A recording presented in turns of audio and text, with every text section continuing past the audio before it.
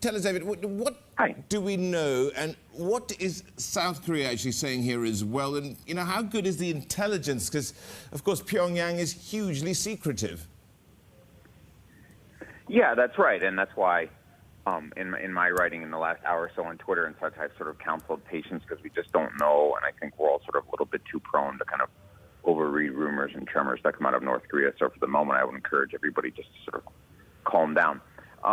My own experience in this is that the South Koreans tend to know this stuff better than we do. The South Korean intelligence guys obviously spend an enormous amount of time on North Korea, and so far they've been pretty quiet. I mean, if you turn on South Korean news, they're really talking about how the Americans are talking about this, not actually hearing much from their government. We're all waiting. I mean, maybe something will drop on Yonhap in the next couple hours or something like that.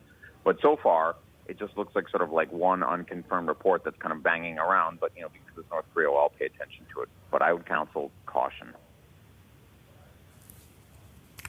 Now, if true, it would be, but it would have considerable ramifications, would it not?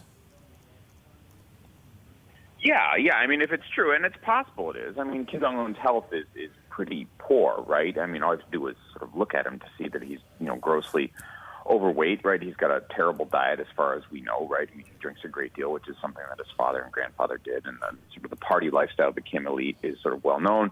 He's also a heavy smoker.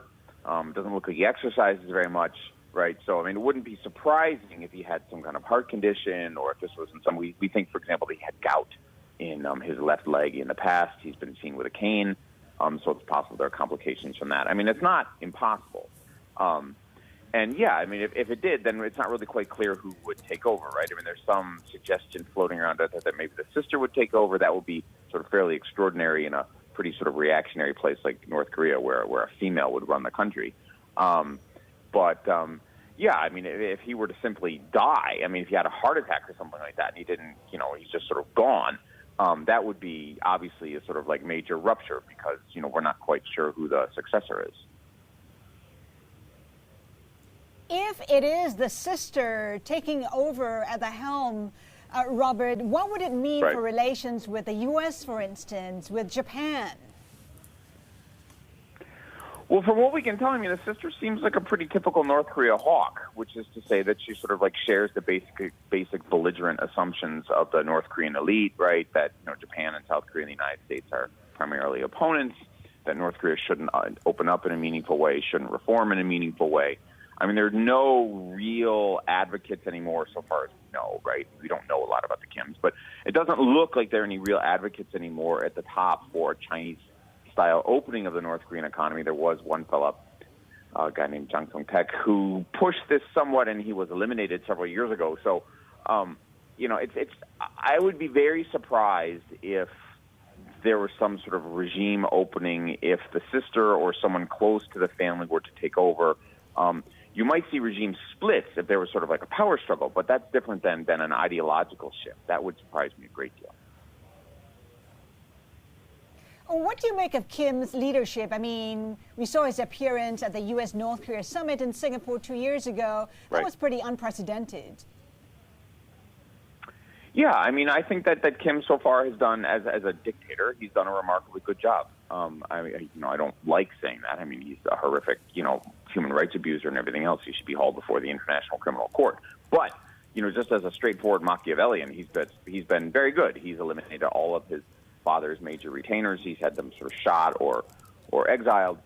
He's really sort of clustered and consolidated power around himself. It doesn't look like there's any kind of meaningful opposition inside the country to him, which is fairly remarkable given that when he took over, nobody really knew who he was. He'd just sort of been put into the succession line a few years before.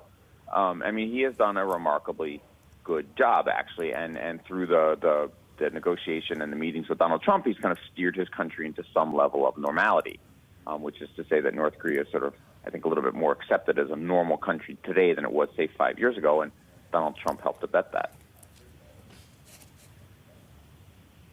Robert, what are your views on the Korean Peninsula? How do you see things developing from here?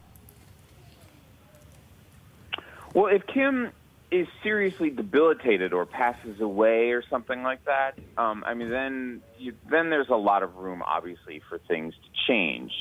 I would be surprised if you didn't have another hardliner who more or less kept North Korea as it is. So I'm not sure that like North Korea would suddenly implode. I think we need to kind of accept that North Korea is reasonably stable and will be with us for a while. But, you know, it's always possible. I mean, it's always possible that you get somebody who comes in and sees himself as like a Gorbachev figure or a Deng Xiaoping figure and does want to move the regime ideologically at least a little bit. You know, those openings only happen when the regime, you know, when the king basically passes away. But assuming that North Korea doesn't really change, my sense is that the two Koreas are in a fairly enduring stalemate. I don't actually see that the North Koreans are going to, for example, give up their nuclear weapons. If they were going to do that, they probably would have done it in the last year or two when they were talking to Donald Trump. But, you know, the Americans didn't really offer the North Koreans much commensurate for their weapons, right? We basically said you should give up your weapons and we'll give you some development aid, and Trump promised condos and stuff like that. I mean, none of that's real, right? I mean, if we're going to get the North Koreans to give up their nukes, we're going to have to offer them a lot, like billions and billions and billions of aid and all kinds of other things. And it's hard to get the consensus in the United States or in South Korea, quite honestly, to make that kind of extreme, generous offer to the North. So my sense is the nuclear standoff is fairly stable. It's not good North Korea has nuclear weapons, but I don't think they're going to use them. Professor Kelly, just briefly, if, you know, with the conjecture, of course, if he were to pass away, would that open the door, in your view, for a rapprochement with Seoul, and could it lead to the reunification of the Korean peninsula? That is highly unlikely, barring a power struggle in which a liberal faction of which we have no current knowledge would come to the top.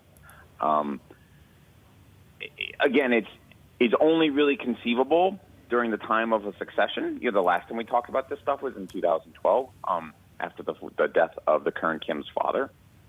And you'd have to have you'd have to have a pretty major change at the top. So it's possible, right? I mean, the reason why I think people are speculating about this a little bit more now is that when Kim Jong Un took over in December 2011, his father had prepped him to take over a little bit more, right? I mean, there was actually a 3-year run-up to the takeover. So when Kim Jong Un came in, he wasn't like a completely unknown quantity. I mean, he was pretty unknown, but not completely. I mean, there was some effort being rushed along because people knew Kim Jong Un's health was deteriorating. This time around, we really don't have any sense at all that Kim Jong Un had begun to designate any kind of successor, right? I mean, like I said, there's some hint at having the sister run it, but that would be fairly extraordinary to have a female dictator in North Korea, because North Korea is actually pretty reactionary on sexual mores. It would be extraordinary if a woman were to run the show. And so that's, I think, why we're seeing this discussion. But if you actually had some kind of power struggle in which the army came to power, for example, and replaced the ideologues around the Kim family, the army is probably not nearly as committed to sort of like the Orwellian cult and the personality cult and all that kind of stuff that makes North Korea so awful. And the army might be willing to actually engage in some kind of phased unification with South Korea. But as long as the Kims and the ideologues and the cultists are running North Korea, I think unification is off the table.